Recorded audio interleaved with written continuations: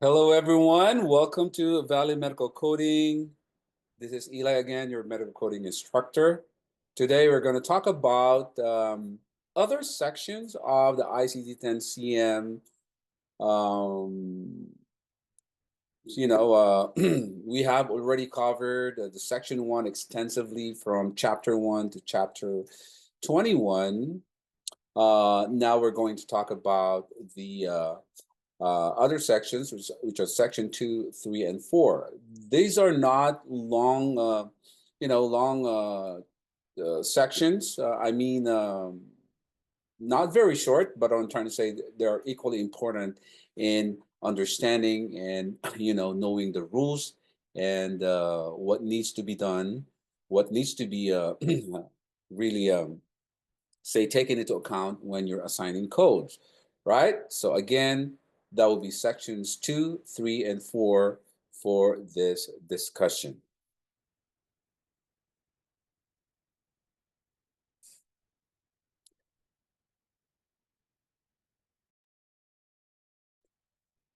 Okay, so sections 2, 3, and 4, let's get to our slides presentation for today. Okay, sections, other ICD-10-CM sections. Section 2, selection of the principal diagnosis. Let's talk about this. The circumstances of inpatient admission always govern the selection of principal diagnosis. The principal diagnosis is defined in the Uniform Hospital Discharge Data Set as the condition established after study to be chiefly responsible for occasioning the admission of the patient to the hospital care.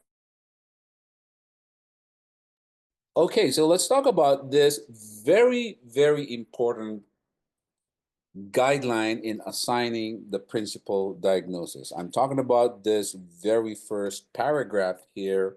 Let's try to like unpack this and see what this specific rule guys is telling all the coders to do.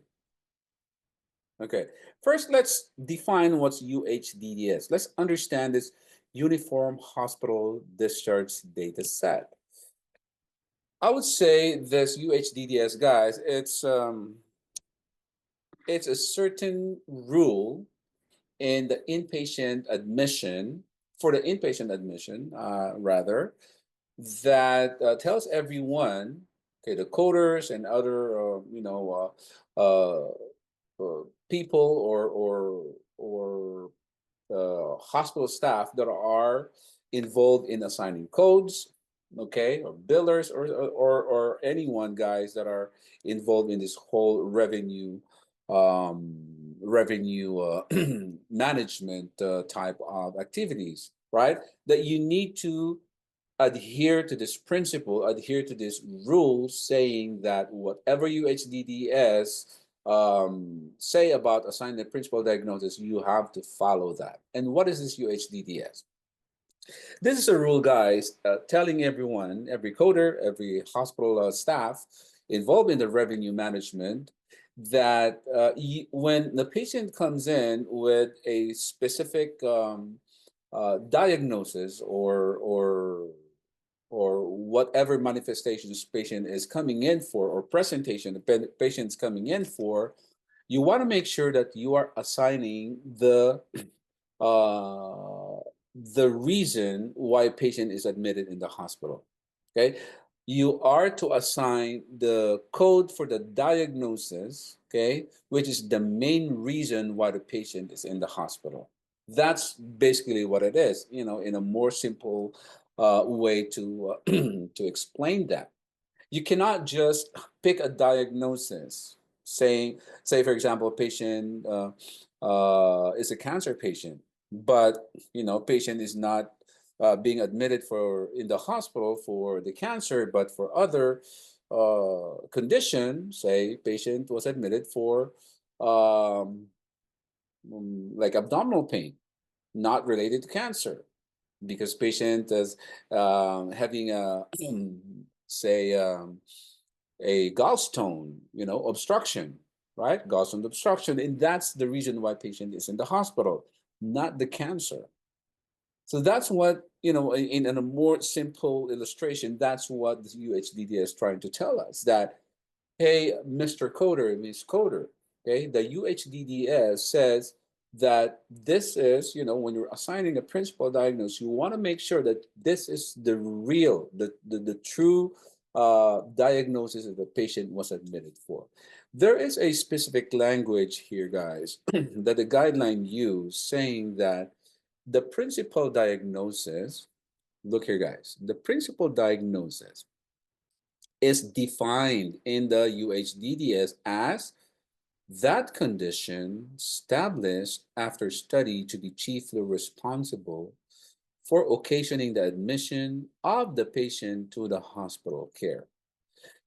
So let's look at this specific language here saying established after study. Okay, established after study. What does it mean? What it means, guys, is that when a patient comes in with this specific presentation, let's use again that, let's use that symptom of chest pain. Okay, all right. So patient was brought to the hospital to ED because patient's having chest pain, and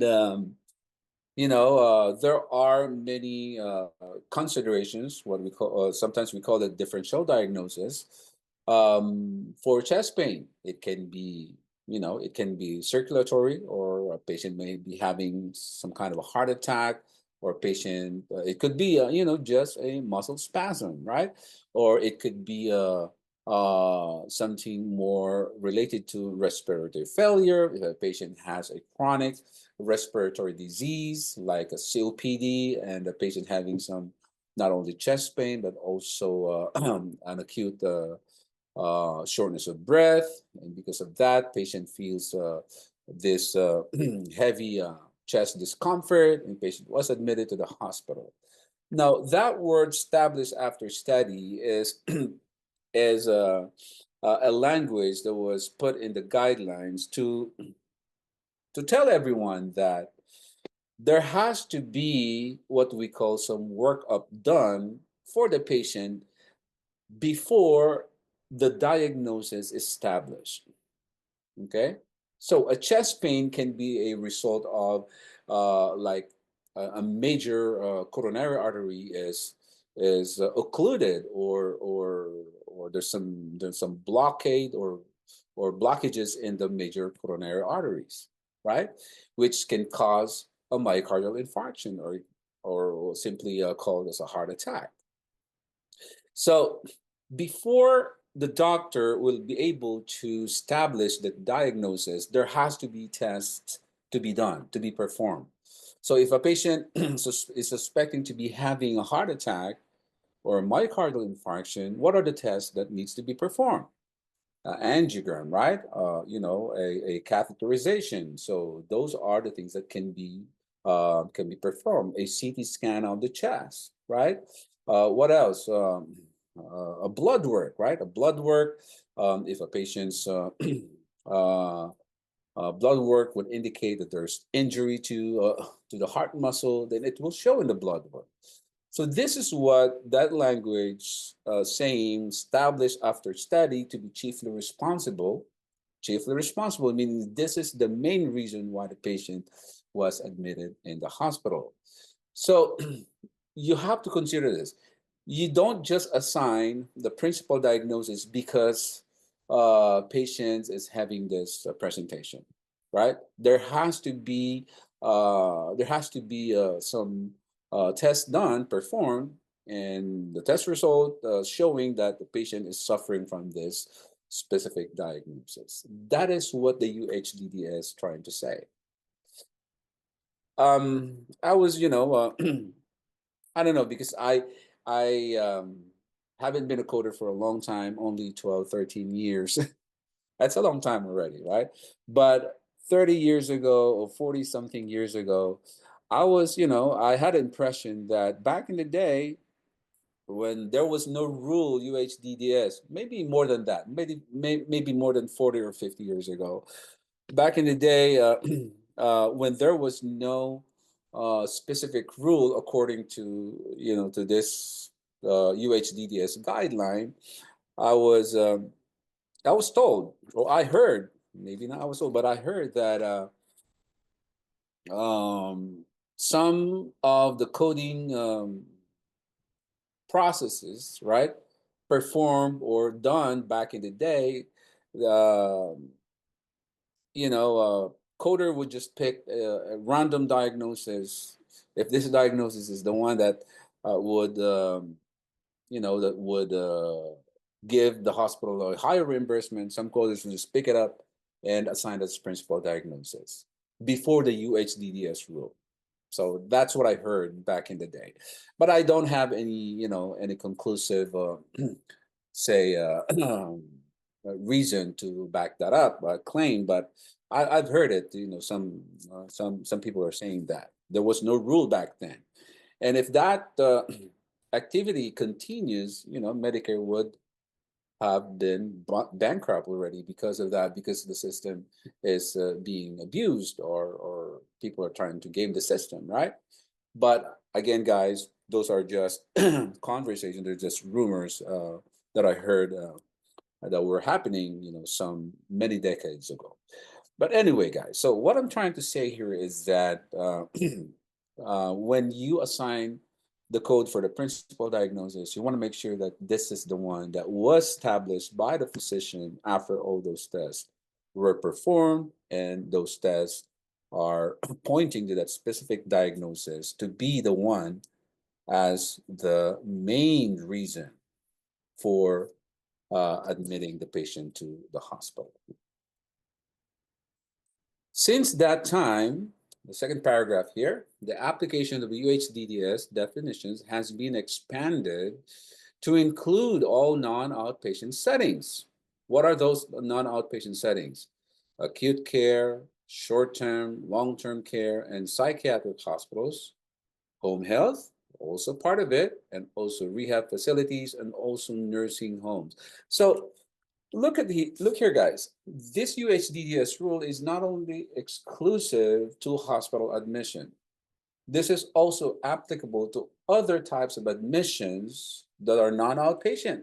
And we have seen in the guidelines, they specify what are these other facilities or other types of admissions that this UHDDS rule is equally applicable. So home health, nursing facilities, rehab facilities, psychiatric facilities also need to abide by this rule of, when they admit patients to their agencies or to their facilities, they want to make sure that the reason for admission, the reason why a patient was admitted in that facility, should be assigned as the principal diagnosis. Okay, let's talk about this other rules. Okay, when there are two or more interrelated conditions, such as diseases in the same chapter, okay, manifestations characteristically associated with a certain disease, potentially meeting the definition of principal diagnosis, either condition may be sequenced first, unless the circumstances of the admission, the therapy provided, the tabular list, or the alphabetic index indicate otherwise.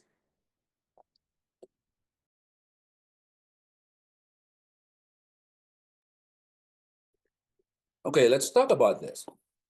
So what does the guideline talk about or trying to tell us here? If a patient is admitted with multiple conditions, and these conditions, guys, may also equally qualify as the primary diagnosis. I can think of a scenario that looks like a patient having a heart failure and respiratory failure, right? let's say, for example, patient is having an acute exacerbation of COPD. Okay, and at the same time, patient also has what we call heart failure. All right. So the guidelines said if a patient comes in with multiple conditions, right, you can assign any of these, right? Either the heart failure or the acute exacerbation of COPD as the principal diagnosis. But think about this, guys. When you're assigning a principal diagnosis, prioritizing one condition over the other, you have to think which condition between heart failure and respiratory failure can is actually more severe or more fatal, right? That can cause death if not addressed immediately, right? So that's what the guidelines are trying to say. Depending on the circumstances and also depending on, of course, the severity and also depending on the therapeutic treatment that was provided to the patient.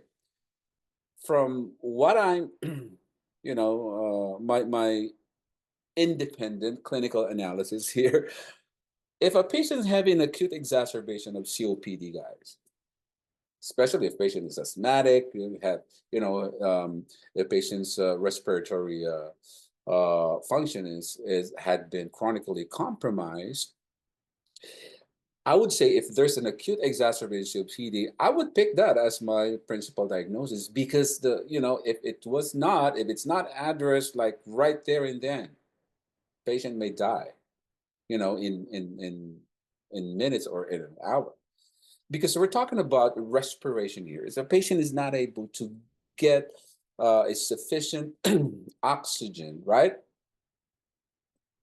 Patient may expire. That's the reason why the guidelines are saying, hey, depending on the circumstances, right? Whether it's heart failure or acute exacerbation of COPD, patients having difficulty in breathing, patient may die, right there and then, if the breathing is so compromised. Heart failure, if a patient was given Lasix, IV Lasix, to remove those excess fluid, a patient will be fine, right? But the respiratory condition, if it's acute respiratory failure because of acute exacerbated COPD, that's from my clinical analysis, that's more fatal than the heart failure. So if I am to make that decision, I would assign acute exacerbation of COPD as my primary diagnosis or principal diagnosis. So that's what the guidelines saying. If there are multiple conditions that would require or would potentially qualify in that criteria, pick or decide on the condition that is more severe that will put the patient's life at greater risk, if not addressed urgently, to be your principal diagnosis. What else? Sequence as the principal diagnosis, the condition, which after study occasioned the admission to the hospital. Well, we already talked about this, right? Even though treatment may not have been carried out due to unforeseen circumstances. So, like what the guidelines are saying here, if the patient has multiple conditions, you want to make sure that you're assigning the principal diagnosis that had been studied, that had the tests were performed on this for this condition, and it was found out that that's the real reason why patient is having that condition. Now let's go back to acute exacerbation of COPD. It can be tested right away. Right away. Sorry. It can be established, immediately, just running the patient's blood gas and the patient's, oximeter, this type of test where the doctor were able to establish how much oxygen that's circulating in the patient's blood. You know, that can be established if a patient having some type of acute respiratory failure or acute exacerbated COPD because of the oxygen is being impeded, right? In the patient's circulation, like hypoxemia can be established, or and because of that, the COPD may be the one, or can be established as the one that's causing the admission. Okay. If the diagnosis documented at the time of discharge is qualified as probable, suspected, likely, questionable, or still to be ruled out, consistent with or other similar terms indicating uncertainty, code the condition as if it existed or was established.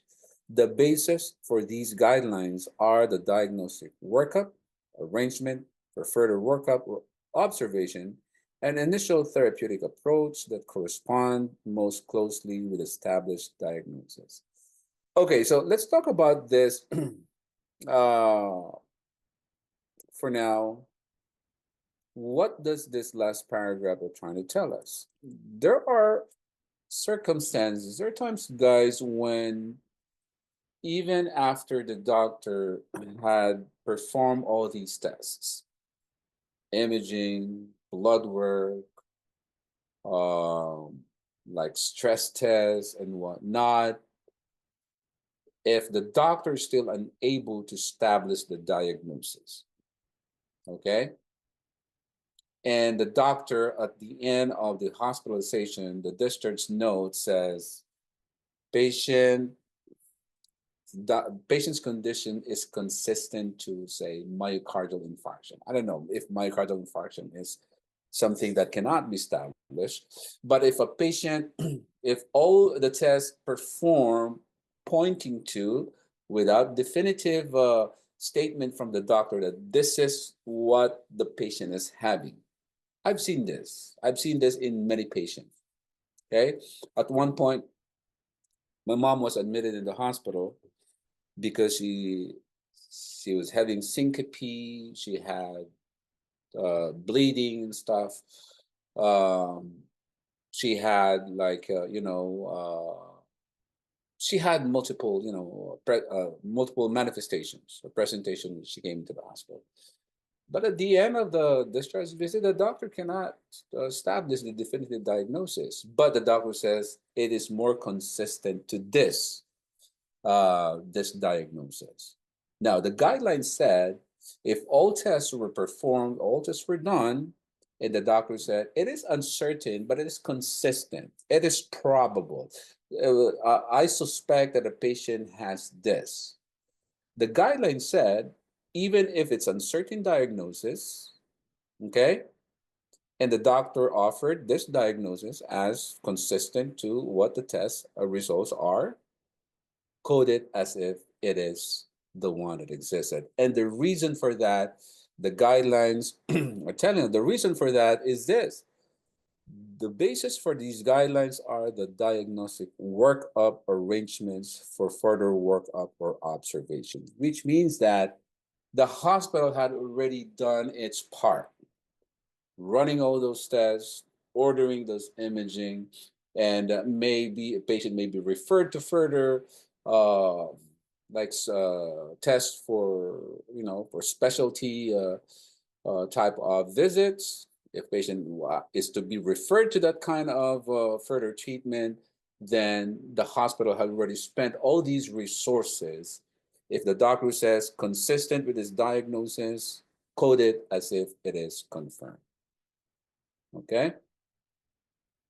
So make sure, guys, that you understand that part of the guidelines in the hospital setting, in the admission setting.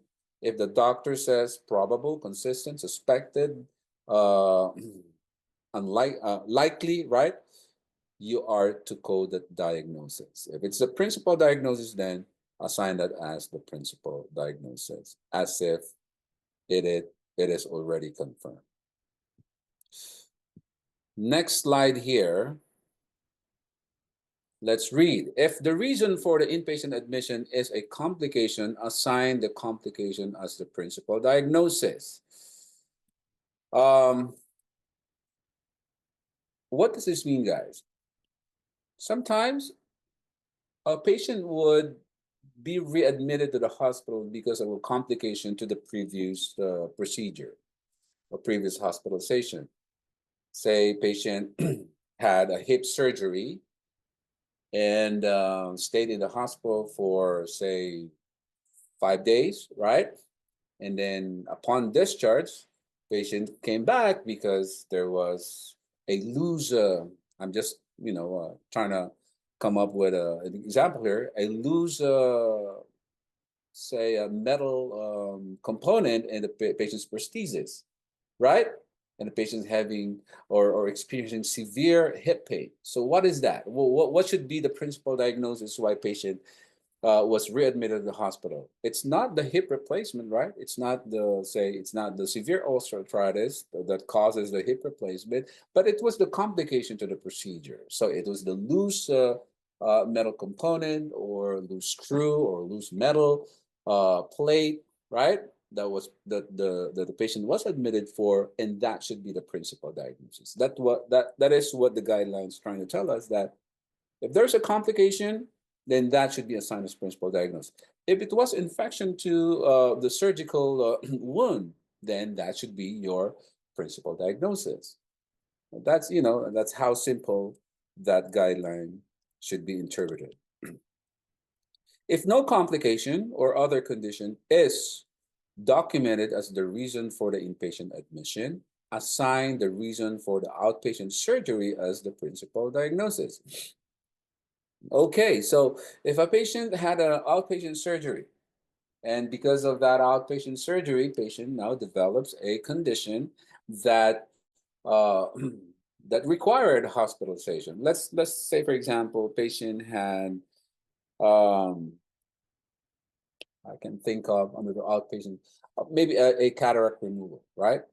Had cataract removal, and upon outpatients, usually, same day surgery, right? The patient after the cataract surgery, because it is very simple, very quick, right? Now, the modern medicine now has many ways to, of course, to perform the type of surgery with really less to zero risk, right? So if a patient had a cataract surgery and eventually developed an infection, right? So that and that infection is the one that patient was admitted in the hospital, then that should be the principal diagnosis. What else? If the reason for the inpatient admission is another condition unrelated to the surgery, assign the unrelated condition as the principal diagnosis. You're seeing the pattern here, guys, right? So the pattern is that we always stick to the main principle that says whatever the reason why patient is admitted should be assigned as a principal diagnosis. If this is not a complication, nothing to do with the recent surgery, but patient was admitted for something else, right? Say patient had a surgery like a week ago, and this time patient suffered a fall because of because patient was still weak, suffered a fall, and had a fall and suffered an injury like a fracture, then the fracture should be the principal diagnosis.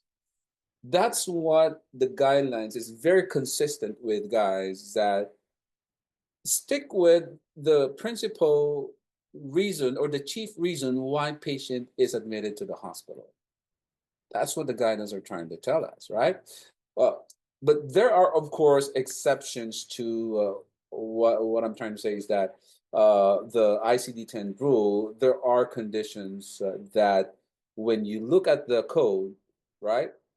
Look at the book and look for the code. Sometimes there are instructions saying, hey, you have to code this first. And a good example would be diabetes. The patient was admitted because of a severe diabetic ulceration of the leg, and that leg the foot need to be amputated, and that's the reason why patient is in the hospital. the guideline says you have to code the diabetes first. I mean, uh, there is a good reason why that rule was put there, but you know, obviously it is the ulceration, right? But the guideline says you have to code diabetes first, diabetic ulcer, before the ulcer itself. So that's what I'm trying to say here, is that it is very consistent, always consistent. Whatever the reason for the visit, whatever reason for the admission should be assigned as the principal diagnosis. And further, if the condition for which the rehab service is being provided is no longer present, report appropriate aftercare code as the first listed diagnosis. And for if it's an injury, you have to report the injury code with appropriate 7-character. You guys already know this. We have talked about that in our discussion on fracture. Okay.